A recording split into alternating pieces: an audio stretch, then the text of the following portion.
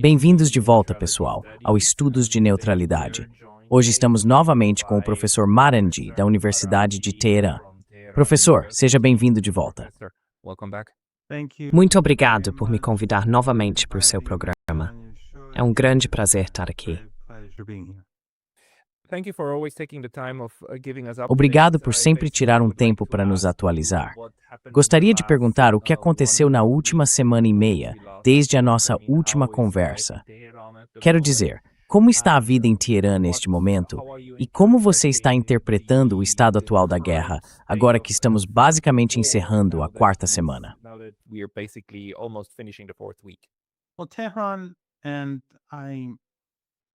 Bem, Teherã, e não posso dizer o mesmo sobre o resto do país, ainda não está muito cheia.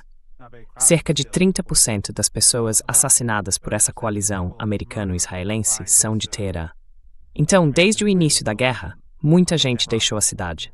Depois do primeiro dia, quando os americanos assassinaram aquelas 168 meninas do ensino fundamental, junto com algumas dezenas de funcionários e professores, as escolas e universidades foram fechadas. O governo incentivou as pessoas, se não tivessem nada importante para fazer aqui, a irem embora. E então, é claro, era o Ramadã.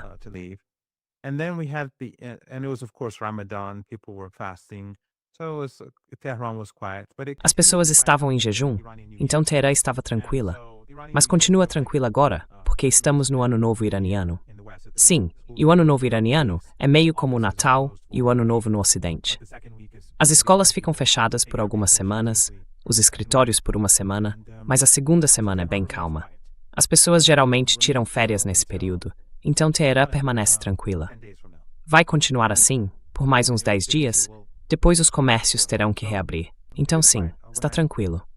Quando atravessei a cidade ontem, o trânsito estava leve. Eles ainda bombardeiam, é claro, mas nos últimos 2 ou 3 dias, os bombardeios diminuíram.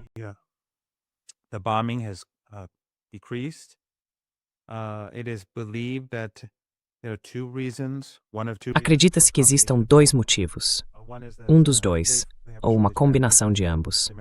Um deles é que há escassez de munição. Os americanos e israelenses bombardeiam tanto cidades e pessoas que acabam ficando sem essas armas. O SEC e também os caças se desgastam, e claro, todos sabemos que os jatos precisam de revisões. Então, esse pode ser o motivo? Provavelmente é. O segundo motivo é que eles planejam atacar o território do Irã e invadir, então podem tentando se preparar para esse ataque. Eu imagino que seja uma combinação dos 2. Posso apenas perguntar.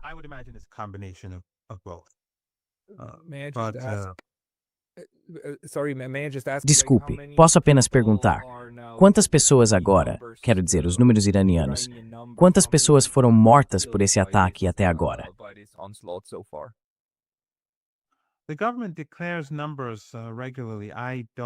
O governo divulga números regularmente.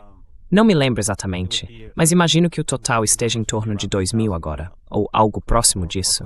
Cerca de 2.000, sim. Mas só um último ponto. Isso não é necessariamente o caso em outras cidades, porque durante o Ano Novo, as pessoas deixam Teherã e vão para cidades menores ou outras grandes cidades. Então, outros lugares podem estar bem cheios. Quando os americanos, por exemplo, bombardeiam Esfahan, uma cidade muito histórica, com uma longa trajetória civilizacional, lá está muito lotado nesse momento. E as pessoas, especialmente as crianças pequenas, ficam traumatizadas, é claro, se não forem mortas ou feridas.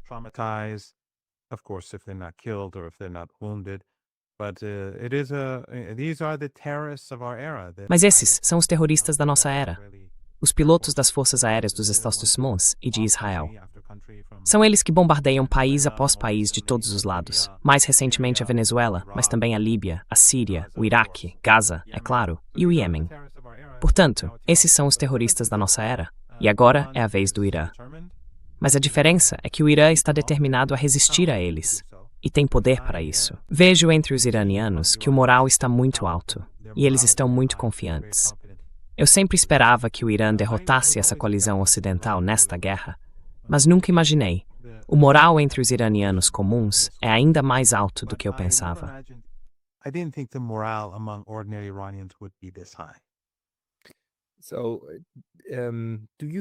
Então você acha que os americanos poderiam realmente ser loucos o bastante para planejar seriamente uma invasão terrestre, mesmo que fosse só uma ou duas ilhas? Quero dizer, eles seriam alvos fáceis, não acha? Do jeito que o Irã ainda está revidando contra Israel e os Estados Unidos, as bases e tudo mais, você acha que eles estão levando isso a sério? Do you think they're serious about this? Yes, I think that it is actually Sim, acho que isso realmente vai acontecer nos próximos dias. Não está longe. É uma loucura. Mas Trump está desesperado. Ele perdeu a guerra e cometeu um erro catastrófico.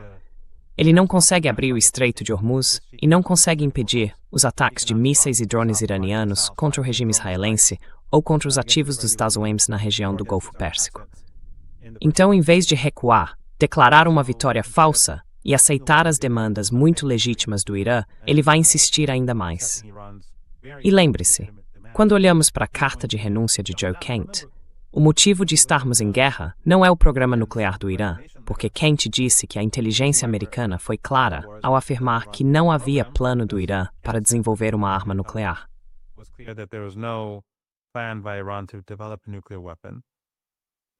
And of course, Joe Kent is a Trump appointee. E claro, Joe Kent é um indicado de Trump. Ele também afirmou com muita clareza que o Irã não representava uma ameaça aos Estados Unidos. Mas essa guerra continua, ou melhor, começou e continua, por causa do sionismo, do lobby sionista nos Estados Unidos e do regime israelense. Então, toda a guerra, desde o início, acho que muitos de nós, venho dizendo isso há anos, sabíamos que era assim que as coisas aconteceriam e que os Estados Unidos fracassariam. E está acontecendo como esperado. Aquilo foi uma loucura desde o primeiro dia, então a continuação da loucura não deveria ser tão surpreendente. Continued madness shouldn't be that surprising. Hey, very brief intermission because I was recently banned. Ei, uma breve pausa, porque fui recentemente banido do YouTube. E embora eu tenha voltado, isso pode acontecer novamente a qualquer momento. Então, por favor, considere se inscrever não apenas aqui, mas também na minha lista de e-mails no Substack. É pascalotas.substack.com. O link estará na descrição abaixo. E agora, de volta ao vídeo. Quero dizer, qual poderia ser o objetivo dos americanos se eles realmente tentassem colocar tropas em perigo? Porque não há dúvida de que o Irã vai atacá-los, certo? Não há dúvida de que aqueles mísseis e drones vão voar direto para as tropas e matá-las, certo? Ou existe algum outro tipo de lógica que você consiga ver? Or is there any kind of other logic that you can see? Well, before the war, there were discussions in Iran. Bem, você sabe, antes da guerra, havia discussões no Irã sobre qual poderia ser a maior vulnerabilidade dos Estados Unidos. Alguns diziam que eram as mortes de seus soldados. Mas eu sempre acreditei, e já disse isso em diferentes encontros, que os americanos não se importam com seus soldados. A classe Epstein, a oligarquia sionista, para eles, esses soldados são apenas ferramentas a serem usadas. Até a linguagem usada por Trump e Lindsey Graham, entre outros, mostra claramente que a vida desses soldados não é importante. Você sabe disso melhor do que eu. Mas os soldados americanos geralmente vêm dos pobres. E as classes e comunidades pobres nos Estados Unidos não têm influência. Quando seus filhos são mortos, eles simplesmente morrem e são enterrados. When their kids are killed, they just die and they're buried. During Vietnam, for example, it was a Durante o Vietnã, por exemplo, os Estados Unidos tinham um exército de recrutas. Exceto por aqueles com boas conexões, que conseguiam evitar o serviço, quase todos tinham que servir. Os filhos deles também tinham que ir. Então, quando os sacos de corpos começaram a se acumular e as pessoas começaram a aprender mais sobre a realidade do Vietnã, enxergando além da propaganda sobre Ho Chi Minh e a resistência de lá, começaram os protestos. Esses manifestantes vinham da classe média, às vezes da classe média alta, e suas vozes podiam ser ouvidas com mais facilidade. Essas pessoas, na verdade, eram apenas carne de canhão, como se diz. E assim, o que realmente pode deter os Estados Unidos é uma combinação de fatores. is a combination of things. One is for Iran to fight back. Uma and opção seria o Irã revidar e atacar essas tropas, que eu imagino são em grande parte vítimas do Império. victims of the empire. Mas a segunda seria manter o Estreito de Hormuz fechado, porque o petróleo, o gás e os produtos petroquímicos que saem dali pertencem a países envolvidos nessa guerra. Oil and gas Kuwait, Emirados, Arábia Saudita, Bahrein, Catar, todos têm bases americanas. from countries that Todos are facilitam a guerra. invested in this war. Desde o primeiro dia, permitiram que os americanos usassem seu espaço aéreo e seu território para lançar mísseis. Eles fazem parte dessa guerra e estão financiando os americanos. Pelo menos o Catar, a Arábia Saudita e os Emirados estão financiando a guerra. Saudi Arabia and the Emirates, they are funding the war.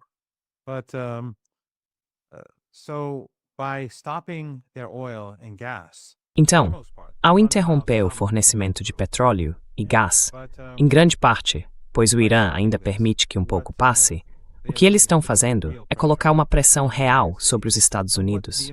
E o que os Estados Unidos querem, ao tomar essas ilhas, é abrir o Estreito de Hormuz. Mas o problema é que o Irã não mantém o estreito fechado, posicionando tropas na costa. Isso é coisa do século XIX, do século XX. Eles disparam mísseis e drones a centenas de quilômetros de distância. Então, se os americanos quiserem parar esses mísseis e drones, teriam que ir fundo dentro do Irã. E isso é impossível com 5, 10, 20, 30, 40 mil soldados. Parece completamente insensato, mas tudo o que Trump fez até agora é insensato. but everything that Trump has done so far is foolish. But that's why it makes no sense putting. Mas é por isso que não faz sentido colocar essas tropas lá, como se elas pudessem de alguma forma ser defendidas ou realmente abrir o estreito. Porque, de novo, você disse corretamente, certo? O Irã deixa alguns navios passarem. O Irã não o fechou categoricamente.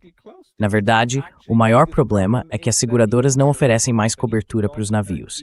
Então, mesmo que o Irã dissesse podem ir, muitos provavelmente ficariam ancorados. Esse não é o problema. Então, falar sobre o Estreito de Hormuz, para mim, parece no momento quando vem dos americanos, como se estivessem dizendo, eles devem abrir, eles devem abrir. Parece um espantalho. É um pouco como a discussão nuclear dizendo ao Irã, você não pode construir uma bomba. Telling Iran you're not allowed to build a bomb, and Iran says we don't want to build a bomb. E o Irã diz, nós não queremos construir uma bomba. Então dizem a eles, vocês têm que assinar que não farão isso. Sim, sim, vamos assinar, vamos fazer isso.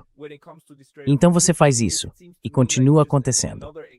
Então eu me pergunto qual é a estratégia deles em relação ao Estreito de Hormuz, porque me parece apenas mais uma desculpa para manter o ataque, a guerra, em andamento.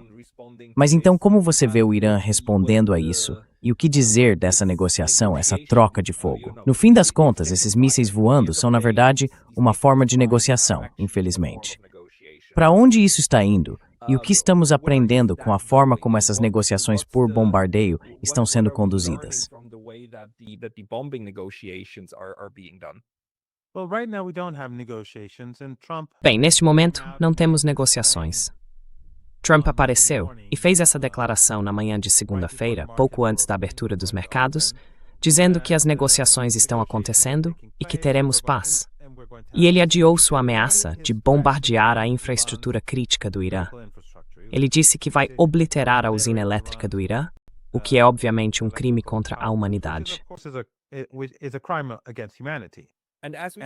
E enquanto falamos, neste 26 de março, sua manhã de 26 de março, eles não foram bombardeados, certo? Isso realmente não aconteceu. Os campos estão bem por enquanto. Yes, at the moment, yes. Of course they do bomb. Sim, no momento sim. Claro que eles bombardeiam. Eles bombardearam mercados, bombardearam o mercado de peixes em Isfahan. Bombardearam mais hospitais, muitos hospitais. Eu não sei o que eles têm contra hospitais, mas bombardearam vários deles. Quero dizer, vi vários lugares em Teherã que eles bombardearam e que são apenas blocos de apartamentos. E às vezes, por exemplo, alguns dias, eles assassinaram um professor de uma das universidades mais prestigiadas de Teherã. Eles eliminaram todos no prédio. Massacraram todos só para pegá-lo, pelo que entendo. Então, é assim que está.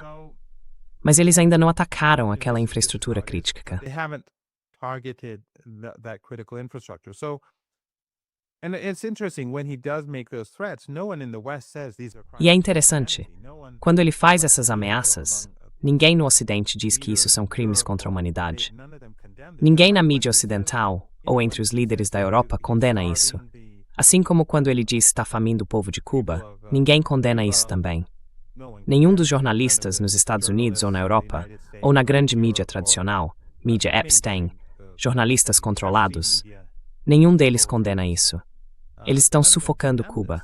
Você pensaria que o mundo estaria em alvoroço e que a sociedade civil no Ocidente estaria indignada? Mas você não ouve nada disso. Você não ouve sobre Cuba, ou Irã, ou Líbano, ou Gaza, ou Iêmen, ou qualquer outro lugar, em qualquer lugar que o Império esteja mirando.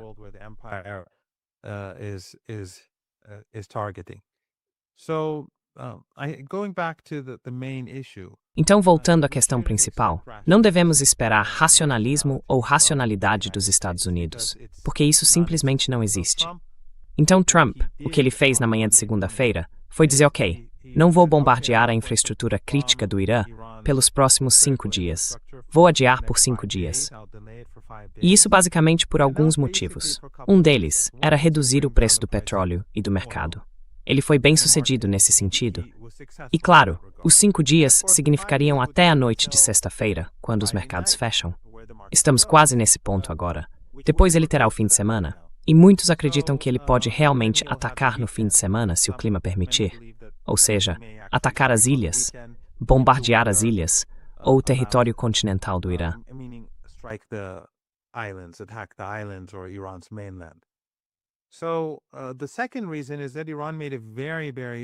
Então, o segundo motivo é que o Irã fez uma ameaça muito séria e disse que se atacarem nossa infraestrutura crítica, nós vamos destruir a infraestrutura crítica do outro lado do Golfo Pérsico, porque eles são cúmplices nesta guerra, estão ajudando vocês, e nós vamos retaliar. E claro, os alvos do outro lado do Golfo Pérsico são muito fáceis para o Irã atingir.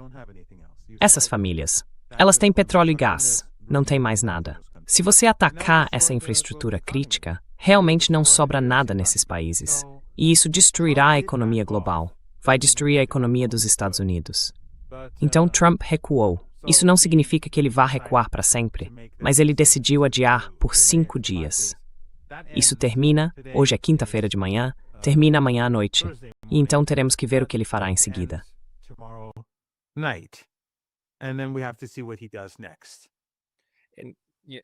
Sabe quando eu disse que tem outra coisa? Desculpe, Pascal, só mais uma coisa.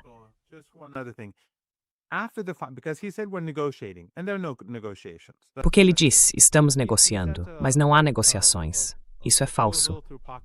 Ele enviou uma proposta através do Paquistão para o Irã.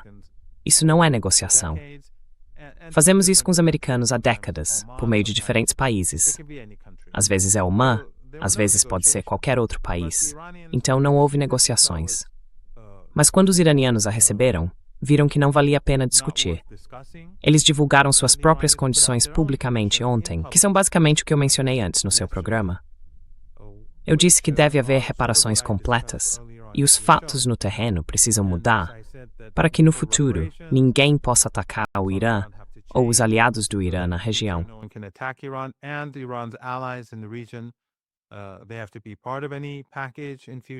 Eles têm que fazer parte de qualquer acordo no futuro. E daí, essas eram as condições do Irã. A soberania do Irã precisa ser respeitada. Mas também, o que Trump pode fazer, e novamente estou especulando, é dizer que, depois dos 5 dias, estávamos negociando e quase chegamos lá. Mas eles se recusaram a dar o passo final. Então vamos intensificar a guerra. Estou supondo que depois dos 5 dias, ele dirá, tentamos, quase conseguimos. Demos a eles oferecemos grandes oportunidades, mas eles recusaram. São maus. Você sabe, o tipo de coisa que o Trump faz. E então ele lançará as defesas terrestres.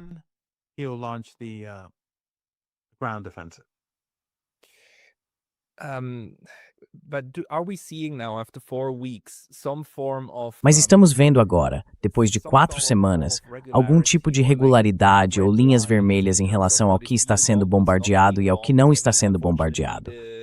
Quero dizer, infelizmente, acho que os israelenses realmente atacaram o Irã.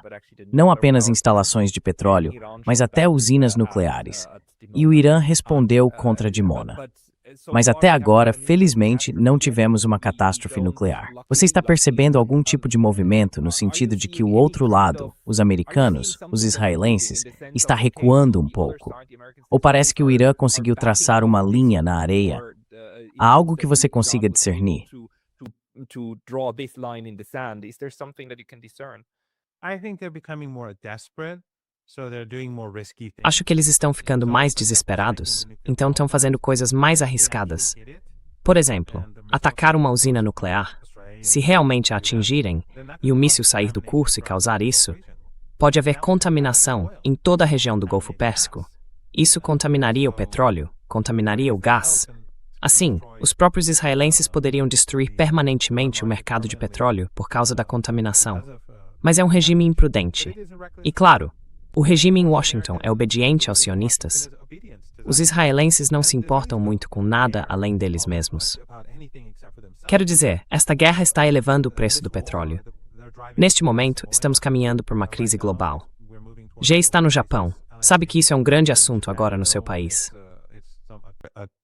Big deal right now in your country, and fertilizer, but they don't care. They don't care about the E fertilizante. Mas eles não se importam. Eles não se importam com a economia indiana, ou a economia brasileira, ou a economia chinesa. Eles querem que os americanos façam o que mandam, porque têm aspirações de dominar a região. O Hamas pode ter. E então os iranianos, sabendo que os israelenses não têm linhas vermelhas, retaliaram e atingiram Dimona, e atingiram prédios ligados ao seu programa nuclear, centros de pesquisa e assim por diante, para lhes enviar uma mensagem. E os mísseis são muito precisos.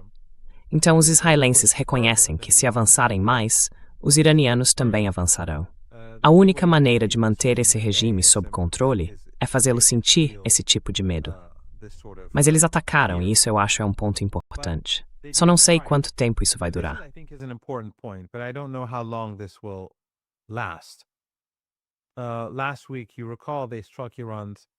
Na semana passada, como você deve se lembrar, eles atacaram o principal campo de gás natural do Irã, o campo de South Pass. Os iranianos haviam dito antes que, se fossem atacados, revidariam com muito mais força. E o Irã cumpriu. Eles destruíram ativos importantes no Catar, na Arábia Saudita e nos Emirados. Isso fez Trump recuar. Ele disse, eu não sabia disso. Israel não fará isso novamente. Isso mostra que as retaliações do Irã têm impacto. Desde então, eles não atacaram infraestrutura crítica, mas isso não significa que não possa acontecer de novo. Nada do que Trump diz é realmente certo. É por isso que não podemos negociar com Trump. É por isso que um acordo de paz ou um cessar-fogo simplesmente não funciona. É por isso que o Irã está dizendo não a qualquer cessar-fogo.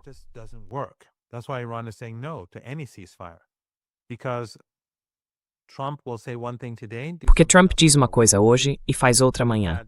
Estávamos negociando uma vez, ele nos bombardeou. Ele estava conspirando contra nós há 8, 9 meses, lançou a guerra. Negociamos novamente, e ele lançou esta guerra. E então, é claro, o próprio JCPOA, que foi assinado pelos Estados Unidos, ele rasgou. Portanto, a assinatura dele não tem valor para nós. Seria apenas um pedaço de papel sem valor. Então, para o Irã, o que precisa acontecer é que os fatos no terreno mudem. E isso basicamente significa que essas pequenas ditaduras árabes no Golfo Pérsico, ou elas precisam ser removidas, e o povo deve governar o país, ou, se permanecerem, não poderão mais servir de plataforma para invadir o Irã e assassinar crianças iranianas novamente no futuro. Essa era definitivamente chegará ao fim.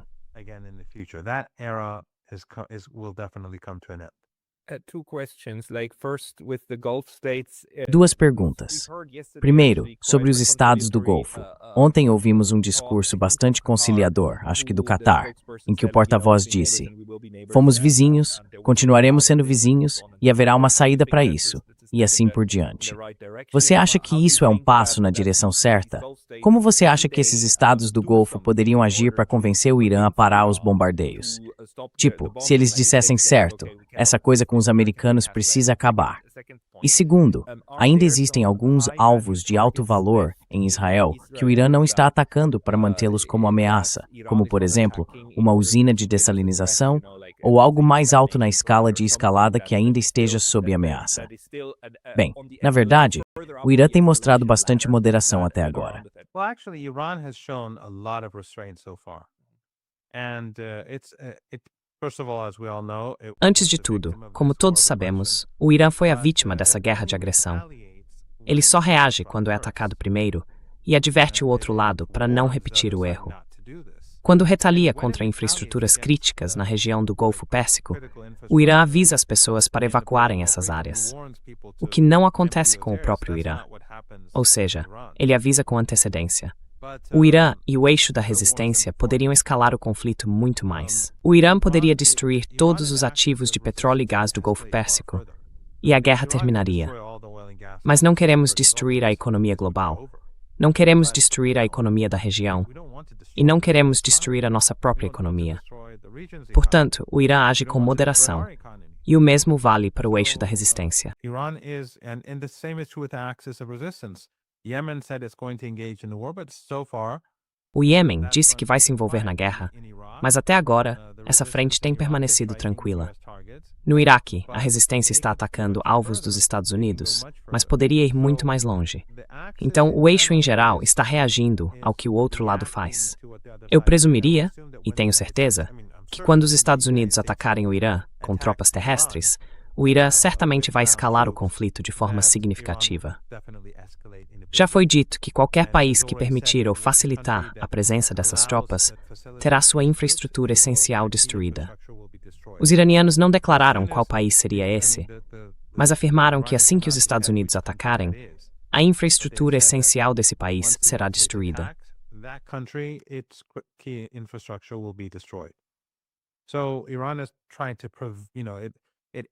Então, o Irã está tentando provar que só intensifica o conflito depois que o outro lado o faz, e emite ameaças para que o outro lado não escale ainda mais. Sim, há infraestrutura crítica em Israel e na região que os iranianos não querem tocar, porque o Irã não quer levar a região a esse ponto. Mas eu acho que do jeito que as coisas estão, é nessa direção que estamos indo. Acho que no fim das contas, se Trump pressionar, os iranianos vão destruir a infraestrutura essencial de petróleo e gás e as usinas elétricas do outro lado do Golfo Pérsico. Com relação ao Catar, isso pode ser interpretado de diferentes maneiras. Acho que o Catar também quer que o Irã concentre os bombardeios na Arábia Saudita e nos Emirados, mais do que no próprio Catar. Mas o Catar também está profundamente envolvido nessa guerra. O CENTCOM está baseado no Catar. Involved in this war. CENTCOM was based in Qatar. The drones that murdered General Soleimani. Os drones que mataram o general Soleimani partiram do Catar, e o Catar, é claro, financiou o ISIS e a Al-Qaeda a mando dos Estados Unidos e de outros grupos terroristas. Quero dizer, os sauditas fizeram o mesmo, e outros também, mas o Catar foi uma força central e continuou fazendo isso quando os outros pararam. De qualquer forma, tradicionalmente falando, ao longo da última década e meia ou duas, o relacionamento do Irã com o Catar sempre foi melhor do que com os sauditas ou os emiradenses. Então isso pode ser visto de diferentes maneiras. Não posso dizer com certeza o que está por trás disso, mas pode ser uma combinação de todos esses fatores. Eles prefeririam que o Irã priorizasse atacar a Arábia Saudita e os outros países em vez do Catar, porque o Irã atingiu muito as instalações de GNL depois que os israelenses atacaram. E isso, como eu disse, foi o que forçou Trump a recuar.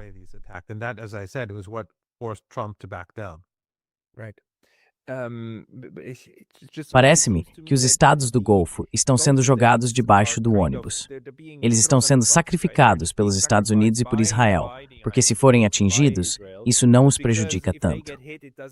Existe uma teoria por aí de que Donald Trump, na verdade, quer prejudicar a região do Golfo, e que a queda do petróleo e do GNL vindos de lá seria, na verdade, boa para os Estados Unidos e suas exportações, já que eles são energeticamente independentes e sairiam economicamente vencedores de toda essa situação.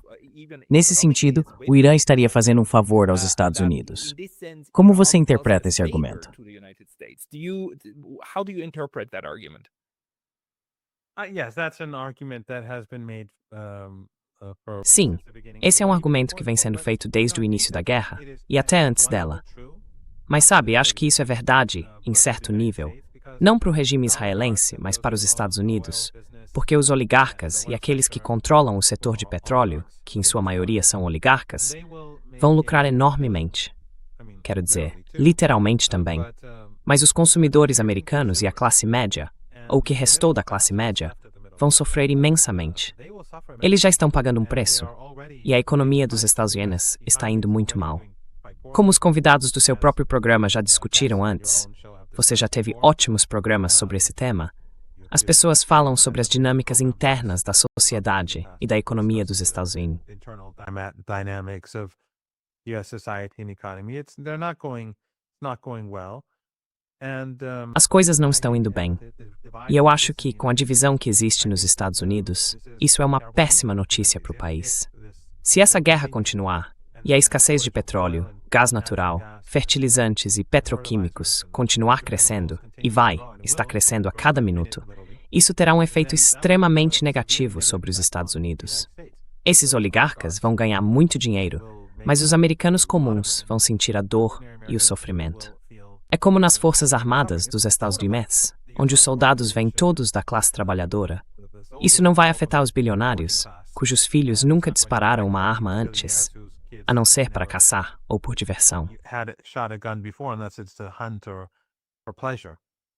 Yeah, which then raises the question, right? Whether Sim, o que então levanta a questão, certo? Se essa estratégia pode realmente pressionar as pessoas que tomam as decisões de continuar a guerra. E, em segundo lugar, se o Irã de alguma forma tenta mitigar o impacto econômico sobre a China e seus parceiros, incluindo a Índia e a Rússia. Você consegue ver alguma estratégia para proteger o acesso deles ao petróleo e ao GNL? Safeguard their access to oil and LNG. Well, Iran continues to export oil. Bem, o Irã continua exportando petróleo para seus aliados, e o petróleo iraniano transportado em petroleiros está sendo vendido. Esses petroleiros serão esvaziados relativamente em breve. O Irã também facilita a passagem de alguns petroleiros pelo Estreito de Hormuz, como Bangladesh, que é vulnerável. Acho que eles ajudaram esse país a fazer um petroleiro passar.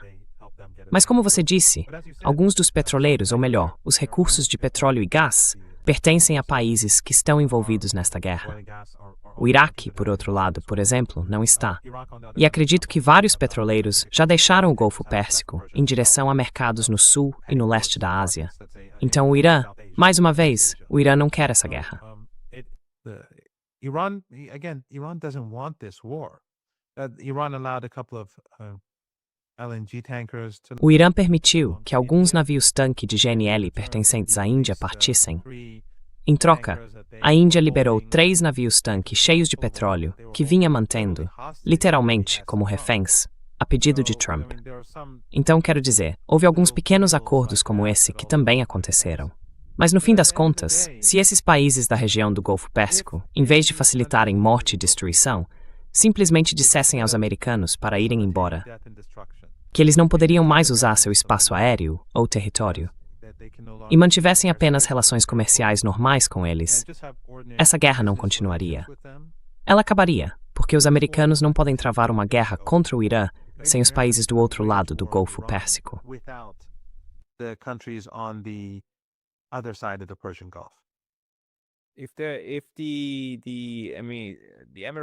Se os Emirados, o Catar, a Arábia Saudita e o Kuwait dissessem: americanos, vão para casa, estamos expulsando vocês e pedindo publicamente que saiam, você acha que isso teria o potencial de realmente acabar com a guerra?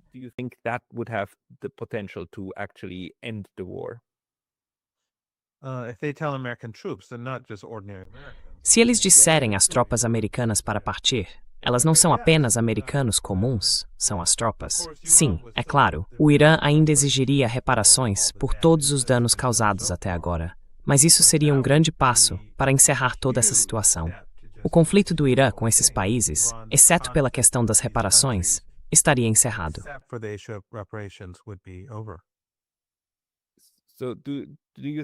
Então, você acha que a estratégia agora é mais sobre convencer os americanos e israelenses a parar com isso, ou sobre convencer os estados do Golfo a expulsar os americanos? Qual você acha que é mais importante na estratégia? Os países do Golfo Pérsico são procuradores.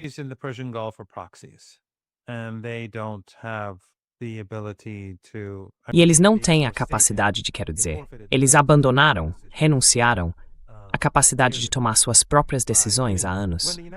Quando os Estados Unidos instalaram suas bases na região, sua influência não se limitou apenas a essas bases. Eles passaram a controlar tudo. E eu acho que vivendo no Japão, você entende isso muito bem. A presença dos Estados Unidos no Japão não se restringe apenas a algumas bases militares, onde os soldados treinam. Não. É uma rede de influência espalhada por todo o país, onde basicamente o Japão se torna, mesmo com toda a sua riqueza, um procurador dos Estados Unidos.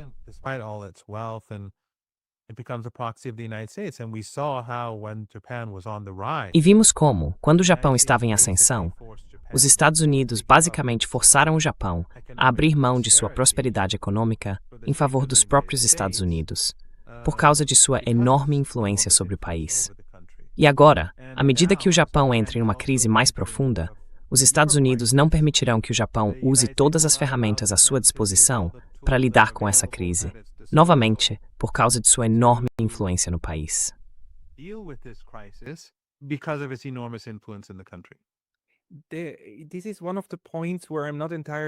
Este é um dos pontos sobre os quais não tenho total certeza. Quero dizer, o Japão manteve, sim, o Japão é um aliado, ou se preferir, um vassalo dos Estados Unidos, mas um que ainda colhe benefícios consideráveis disso. E às vezes, em momentos críticos nos anos 1980 que você mencionou, o Japão conseguiu fingir que estava cedendo, enquanto ainda obtinha benefícios significativos da forma como as coisas eram feitas.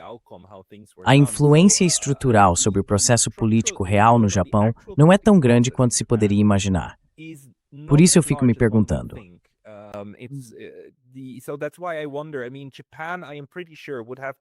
Quer dizer, o Japão, tenho quase certeza, teria a capacidade, em algum momento já teve a capacidade, de se opor a certas coisas. A Sr. Takahashi, na verdade, fez isso um pouco, quando foi recentemente aos Estados Unidos, dizendo que o Japão não pode enviar navios. Desculpe, temos uma constituição pacifista no artigo 9 e não podemos, então desculpe. Embora ela mesma quisesse mudar isso, usou como pretexto para dizer, não podemos fazer nada. Então, é claro que existe agência. Por isso, me pergunto se essa agência não existe nos estados do Golfo.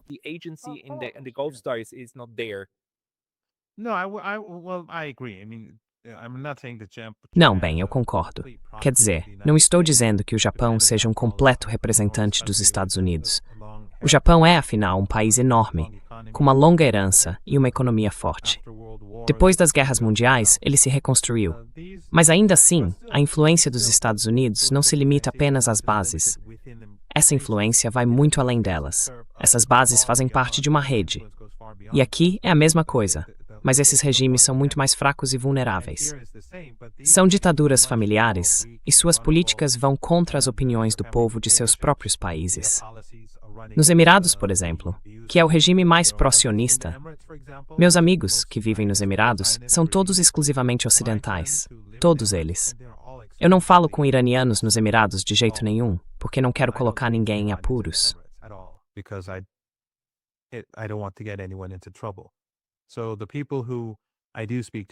Então, as pessoas com quem eu realmente converso, porque, você sabe, os ocidentais brancos têm mais segurança, seu status é muito mais alto. Meus amigos nos Emirados dizem abertamente que, sim, os emiradenses, em conversas privadas, estão muito insatisfeitos com sua relação com o regime israelense e assim por diante. Mas esses regimes são estados policiais. Há controle total e o Ocidente os apoia. Vimos, por exemplo, a revolução que estava ocorrendo no Bahrein. Ela foi esmagada com o apoio do Ocidente e, é claro, das outras ditaduras na região do Golfo Pérsico. E se você observar a opinião pública em qualquer um desses países, todos são contra a expansão. O regime israelense, o sionismo e as atuais políticas expansionistas do regime. Mas, como eu disse, esses países abriram mão de sua soberania há muito tempo. given up their sovereignty a long, long time ago. So I don't see them being able to make such. Então, não vejo como eles poderiam fazer um movimento desse tipo. Quero dizer, por exemplo, o pequeno tamanho desses países e suas populações reduzidas, é claro, tem um impacto. Então, por exemplo, uma vez fui convidado pelo governo coreano e tive uma reunião com... Bem, éramos uma espécie de delegação da sociedade civil. Fui convidado como chefe da delegação e pude escolher meus companheiros. Éramos 4. E fomos nos encontrar com o chefe do Ministério das Relações Exteriores, o chefe, se não me engano, da Ásia Ocidental e da África. Era assim que estava estruturado, acho. Na Coreia do Sul, sim. Coreia do Sul, certo. E então, quando nos sentamos e começamos a conversar, antes de a conversa propriamente começar, foi no Ministério das Relações Exteriores. Ele disse, preciso dizer uma coisa primeiro, porque era o último dia da nossa visita. He said, I have to say one thing first, because it was the last day of our visit. I spoke at a couple of universities and we had questions and answers. Falei em algumas universidades e tivemos sessões de perguntas e respostas. Então ele disse, era um funcionário de cargo bastante alto. Ele disse, antes de começarmos, preciso dizer o seguinte. Veja, nós não somos um país soberano. Não tomamos nossas próprias decisões. E assim, o Japão, é claro, com mais do que o dobro da população da Coreia, apesar da presença dos Estados, tem um pouco mais de espaço para manobrar. A Coreia do Sul, obviamente, menos. Depois o Bahrein. Todos esses são regimes familiares. Bahrein, Catar, uma população de, 400 mil. Os Emirados, uma população de 1,2 milhão, 3 milhões. Eles abriram mão de sua soberania há muito tempo. Com populações tão pequenas, completamente dependentes de petróleo e gás, desperdiçando trilhões de dólares em armas inúteis que nunca usarão, eles não conseguem tomar suas próprias decisões. They can make the decisions. Right. No, it's Certo. Estou perguntando por que a influência estrutural dos Estados Unidos no processo político varia de país para país. Quero dizer, a Ucrânia está sob um tipo completamente diferente de regime controlado pelos Estados Unidos. Controlado por forças estrangeiras, sabe, por toda a influência em diferentes partes da sociedade, do que o Japão, a Alemanha e os próprios Estados Unidos sobre os estados do Golfo. Então minha pergunta seria, até onde isso vai? Mas se eu ouvir o que você diz, você diria que é muito alta nesses estados do Golfo, o poder estrutural que os Estados Unidos conseguem exercer sobre o processo político deles.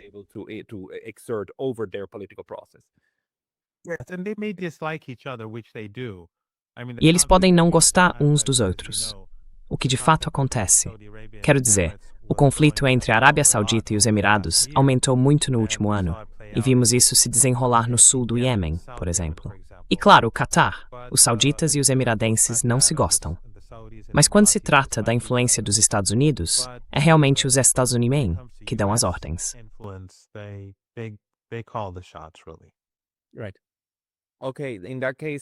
Certo.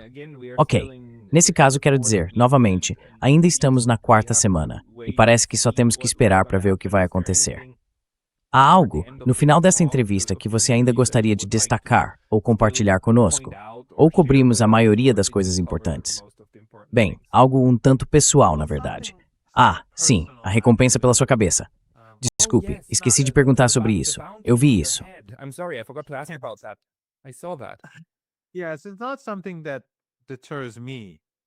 Sim, isso não é algo que me intimide, mas acho importante que as pessoas saibam como o Ocidente realmente funciona.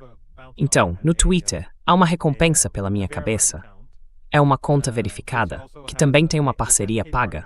Eles colocaram uma recompensa pela minha cabeça. Estão fazendo uma vaquinha para arrecadar $1 milhão. É uma entidade israelense ucraniana.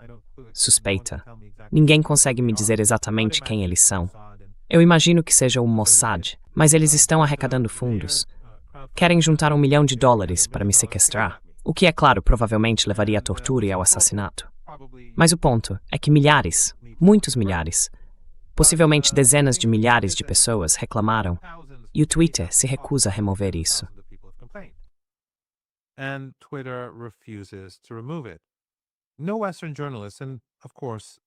Nenhum jornalista ocidental, e claro, eu conheço muitos jornalistas ocidentais, e muitos deles me seguem, seja com suas contas principais ou secundárias, Nenhum deles entrou em contato comigo. Nenhum deles levantou essa questão. A CNN, que me conhece muito bem. A BBC, eles me conhecem muito bem. A Sky News, eles me conhecem muito bem. E a lista continua. The Guardian, The Independent, todos me conhecem. The Times of London, todos me conhecem. Nenhum deles vai dizer uma palavra sobre isso. Nenhum. É claro, nenhuma investigação, nenhum político vai dizer nada sobre isso.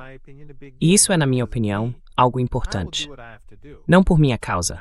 Eu farei o que tiver que fazer. E se eu for sequestrado ou morto, a ameaça de ser sequestrado ou morto não vai mudar a forma como eu faço as coisas.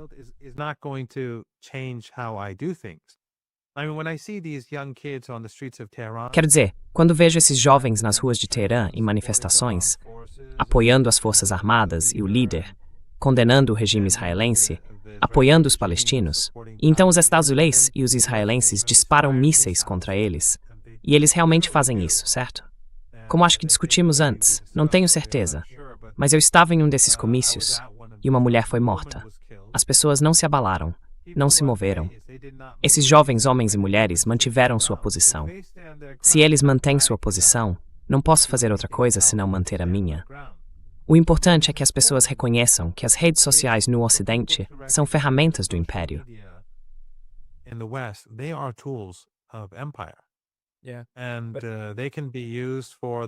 E eles podem ser usados para as coisas mais absurdas. Agora mesmo, eles acabaram de bombardear Teherã. Não sei se você ficou sabendo, mas muitos dos meus tweets foram removidos. Fui banido do Instagram há anos, não tenho conta lá. Fui banido do Facebook há anos, também não tenho conta lá. Mas vários dos meus tweets no Twitter foram apagados, ou fui obrigado a removê-los. Por exemplo, postei uma foto de crianças mortas em Gaza e acima dela escrevi Civilização Ocidental. Eles apagaram e me disseram, se você não remover isso, perderá o acesso à sua conta.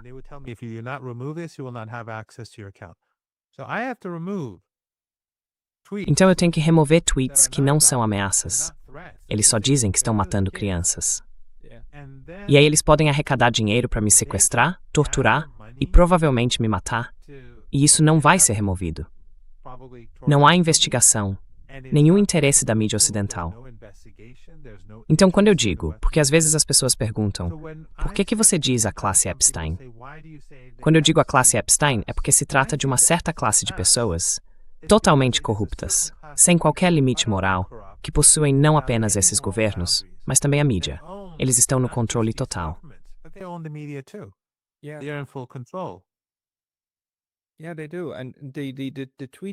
Sim, eles fazem isso.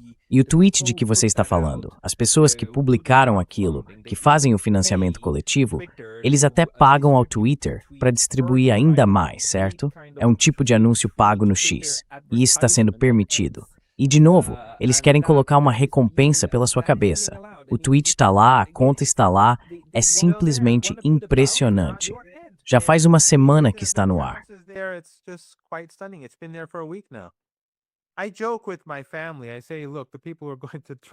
Eu brinco com a minha família. Digo, vejam, as pessoas que vão me denunciar estão neste prédio ou neste encontro. Mas isso é muito angustiante para minha família. É muito angustiante para as pessoas que amo e para os meus amigos. Mas a questão não sou eu. Estou levantando isso para que as pessoas entendam quem é Elon Musk, o que é o The Guardian, o que é o The New York Times, o que é o The Washington Post, o que é a CNN. Não é um conjunto monolítico de veículos de mídia. Eles não são idênticos. São como o Catar e os Emirados. Não gostam uns dos outros, mas no fim das contas, são controlados pela mesma classe, pela mesma oligarquia sionista que dá as ordens. E, obviamente, têm suas próprias diferenças entre si, mas também têm interesses muito semelhantes.